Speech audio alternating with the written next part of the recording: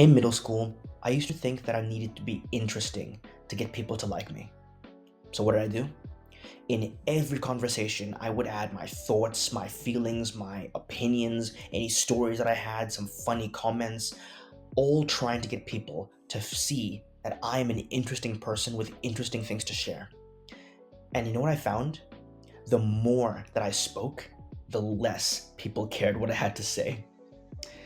And it hurt and was very confusing because I didn't get it. I'm talking about what I enjoy, about my interests, about my opinions on things, so why do people seem to not care what I have to say? Well, if this feeling is in any way familiar to you, if you have ever felt that people don't care what you have to say, or they brush past you, you felt invisible, this video is for you.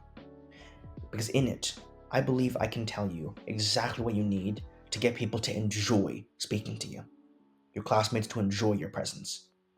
So, how are we going to do this?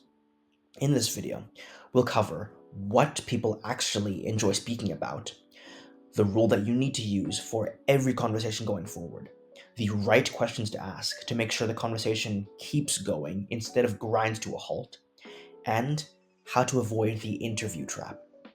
So, by the end, I think you'll become a very social person, or at least more than you are now. So, and by the way, if you want to go from shy guy to social butterfly, click the link below and you can join my community today. See ya. But first, let's get to the harsh truth. No one cares what you have to say, at least not as much as you think. It doesn't matter how smart what you have to say is, no matter how funny, no matter how witty it is. People don't care as much as you think. But we can use this to our advantage. So what do people like to talk about? Themselves. Research shows that people adore talking about themselves more than any other topic in the world because it activates the same pleasure centers in the brain as things like fast food or money or choking the chicken, you know? And we can use this to our advantage because of the 80-20 rule. You should be speaking 20% of the time, and they should be speaking 80% of the time. And this can be used in any conversation. It doesn't have to be for a date or with a girl, it can be anywhere, and it will always be beneficial. You see, people like feeling heard. And if you're speaking less than them, way less, letting them talk, they will feel that you truly listen to them.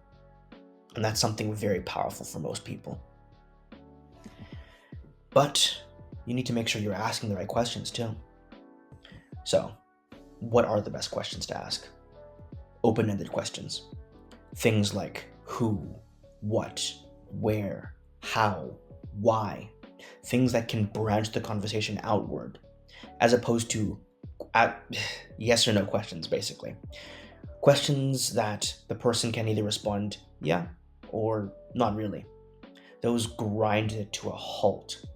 So for example, if you're talking to somebody and they mention that they went to Iceland last year, instead of asking something basic like, oh, did you like it in Iceland? Which is either yes or no, then you can ask, how was it compared to here? That allows the conversation to branch out, to let them explain what they liked and what they didn't like compared to where you are now. And that can be very, very useful. And just keep the conversation dynamic. Okay, so avoiding the interview trap. Many people do learn to ask questions and to let the other person speak, but if the questions you're asking are boring and bland, then it won't matter because it will be essentially an interview. So, how do you stop this? For starters, ask questions that are actually interesting. Make sure the topics you're talking about are interesting. Things like food, about travel, music, maybe movies. Stuff that you actually both can enjoy talking about. Not basic ones like, where are you from? Oh, how is it? Do you like it here? Did you like it better there? Stuff like that.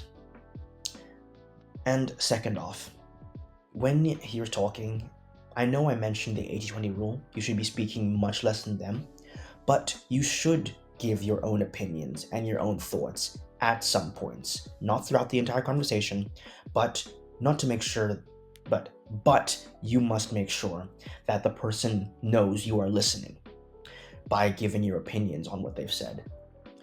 Okay, so in summary, you want to make sure that they are talking more than you using the 80-20 rule.